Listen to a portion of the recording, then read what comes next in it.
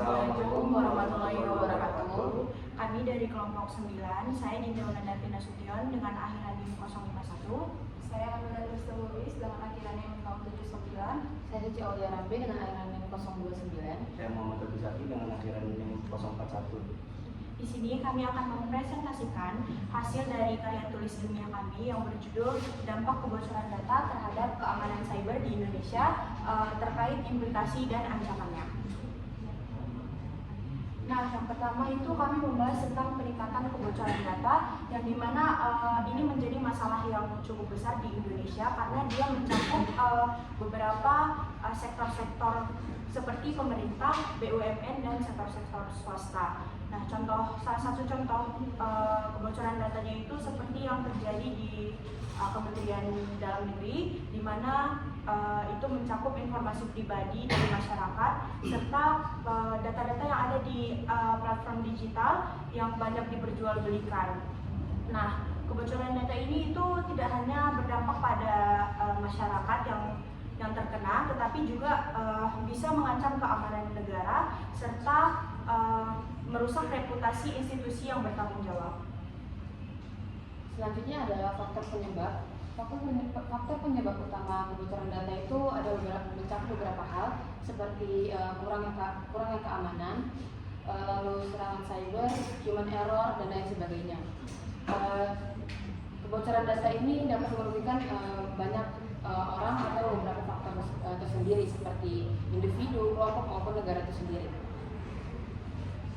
Nah, sekarang ada ancaman keamanan cyber. Serangan ransomware ini yang sering muncul di negara Indonesia. Yang pertama itu ada perkembangan dan ancaman ini beriringan dengan berjalannya perkembangan sektor digital. Dan yang sering muncul itu kan ada serangan ransomware.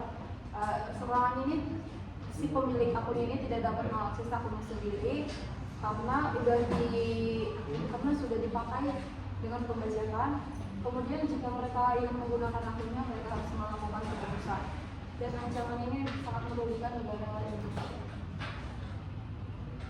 Di sini peran media dan opini publik, media juga berperan penting yang signifikan dalam menangani kasus kebocoran data. Tapi sering sekali kurang memberikan praktis kepada masyarakatnya. Yang terakhir, tanggapan masyarakat. Selanjutnya itu ada tanggapan masyarakat. Masyarakat itu sebenarnya tanggapannya itu cenderung kritis, apalagi melihat respon pemerintah dan institusi yang seharusnya bertanggung jawab kepada masalah ini, tapi mereka itu lambat untuk merespons masalah ini. Nah, karena kelambatan itu, masyarakat jadi muncul rasa ketidakpercayaan kepada pemerintah dan institusi. Tapi di lain itu ada juga masalah lain, dan di mana masyarakat itu sebenarnya kurang melakukan literasi digital, yang dimana mereka itu tidak sepenuhnya memahami cara mengamankan data mereka sendiri, dan mereka itu tidak bisa mendeteksi kalau mereka itu sudah mengalami atau mereka mendapatkan tanda-tanda kebocoran data.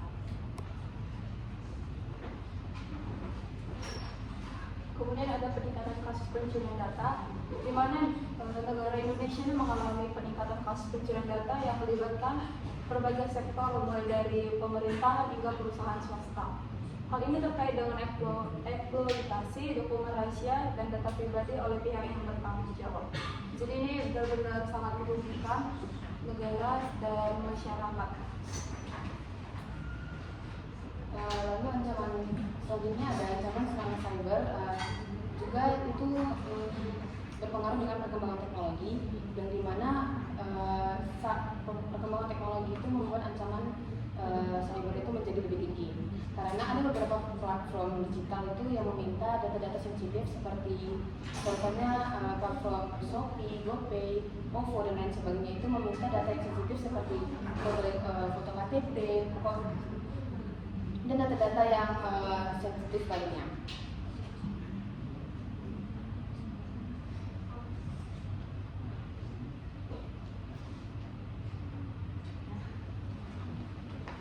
Sekian presentasi dari kelompok kami. Terima kasih. Assalamualaikum warahmatullahi wabarakatuh.